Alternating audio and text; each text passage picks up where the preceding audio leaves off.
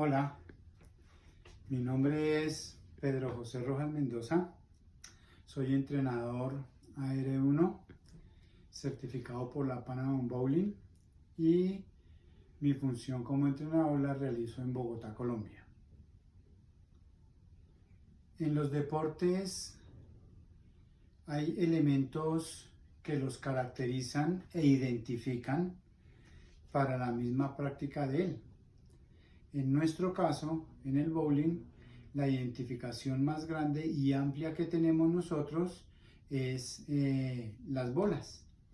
Pero para saber qué es una bola, vamos a hablar de ellas desde el inicio, cómo fueron encontrados los vestigios desde hace varios milenios atrás, donde en las tumbas, alrededor de unos 4000 milenios atrás, en las tumbas se encontraron unos elementos redondos simulando una esfera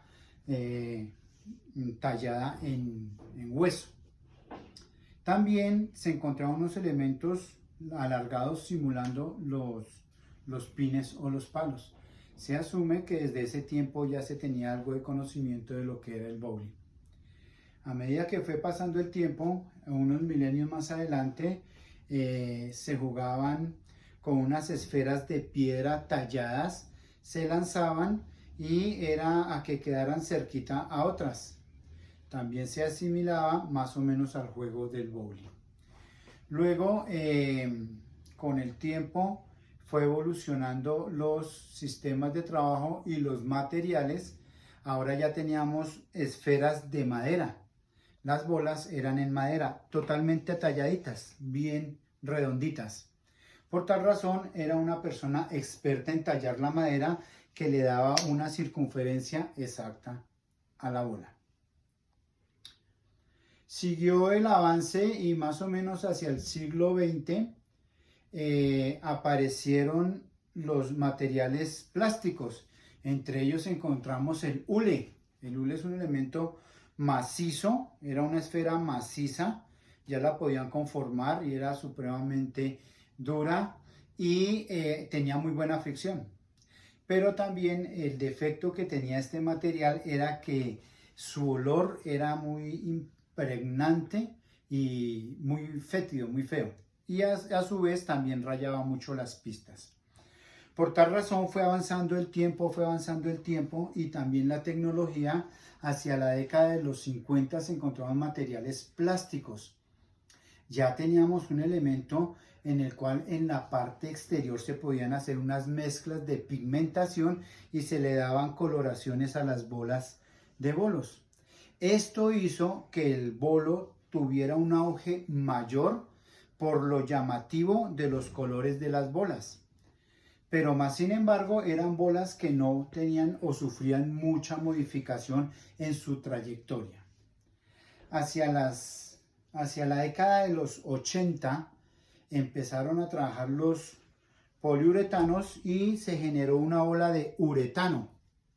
Esta bola de uretano era una bola también supremamente maciza, pero su composición en la parte superior, en la capa exterior, era con los intersticios bien abiertos.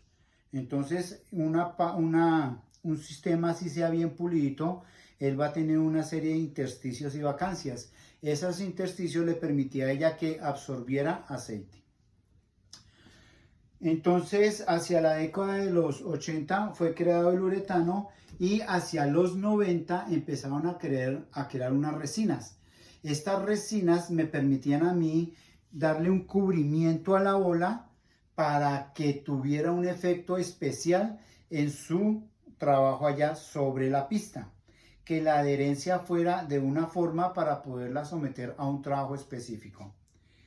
A finales de los 90 ya encontraron una serie de materiales como partículas, resinas, proactivas, la mica y por último encontraron un elemento que se llamaba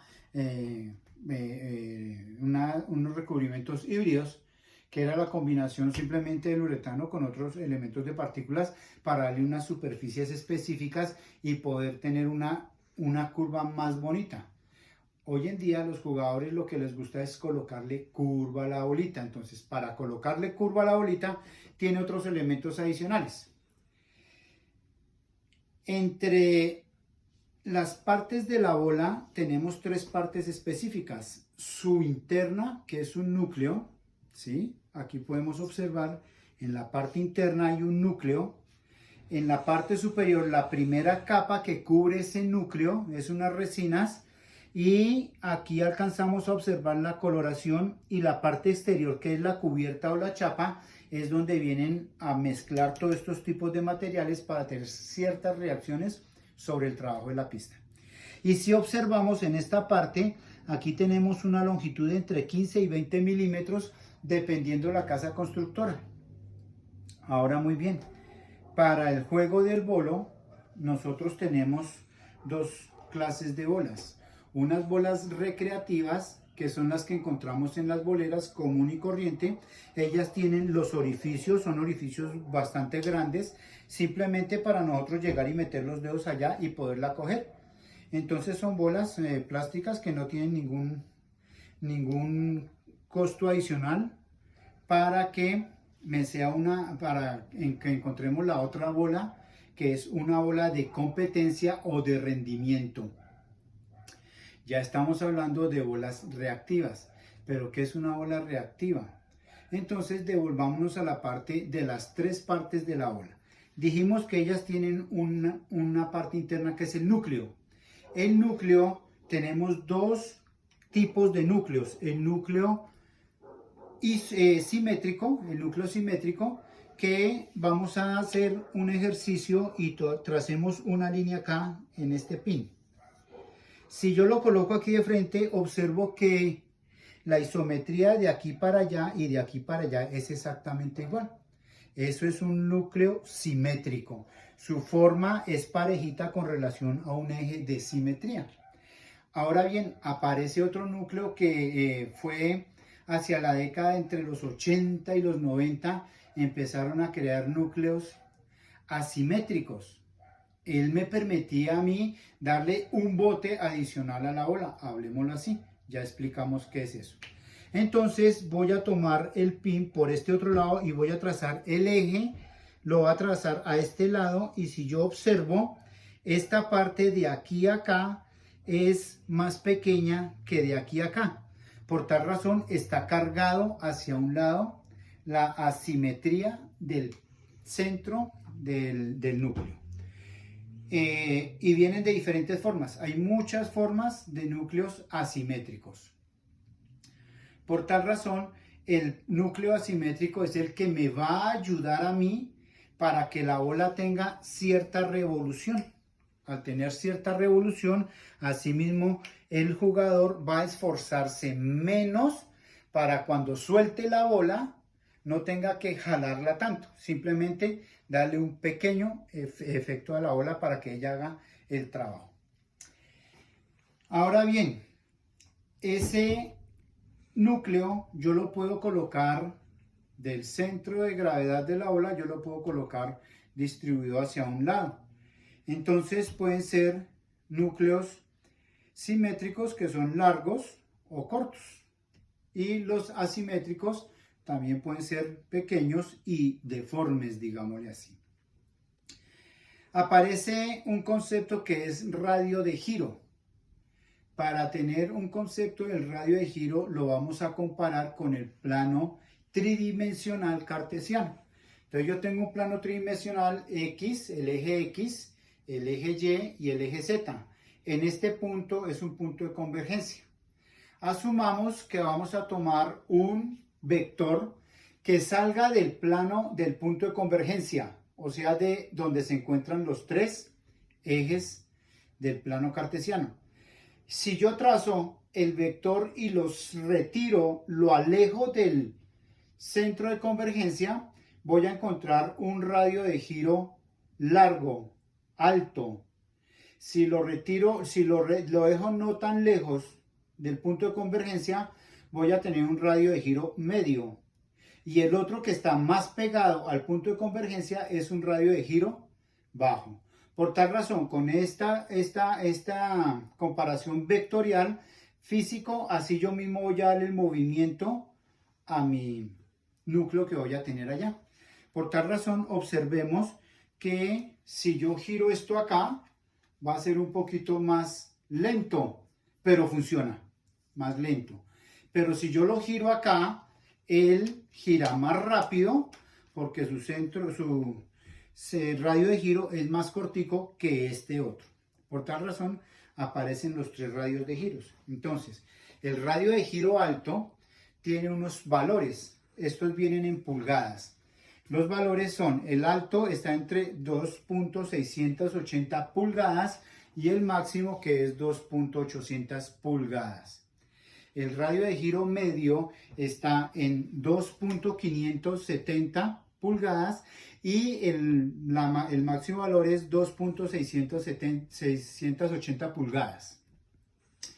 Ahora el bajo está en un rango de 2.460 pulgadas y su distancia máxima es 2.570 pulgadas. Observemos que el rango está entre 2.460 y 2.800 pulgadas.